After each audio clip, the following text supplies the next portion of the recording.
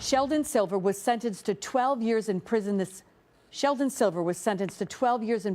afternoon, a shorter term than prosecutors were seeking in the federal corruption case. It is a stunning fall. For decades, Silver was one of the most powerful figures in New York State politics. Capitol reporter Kimberly Howard was at the sentencing today in Manhattan. And Kimberly, I understand that Silver actually apologized in court.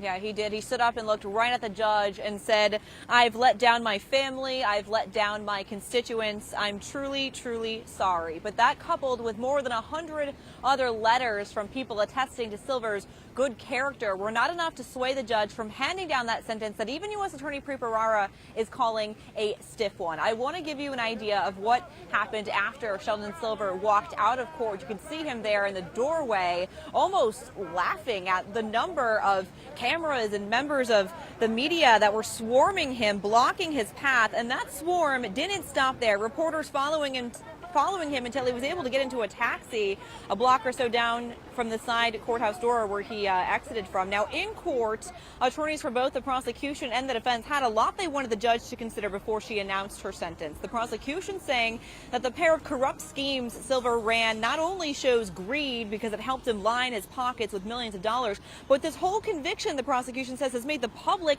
cynical about government in general. The defense, of course, countering that, saying that the judge should be lenient, citing the 72-year-old's age and his health, pointing out that he has been battling prostate cancer, which killed both his father and his son. Now, his defense attorneys are vowing to appeal, and they're also hoping Silver can be sent to Otisville Federal Prison Camp when he surrenders on July 1st. It's a place that will give Silver more freedom than a federal prison and probably better health care.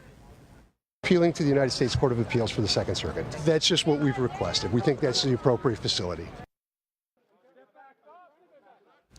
Silver must also pay $1.75 million in fines, as well as more than $5 million in restitution. The judge made a point of saying that she hopes that this stiff sentence and those high fines will be a deterrent for future politicians who may be thinking about getting into corruption. We're live in Manhattan. Kimberly Howard, CBS 6 News. All right, thank you very much, Kimberly.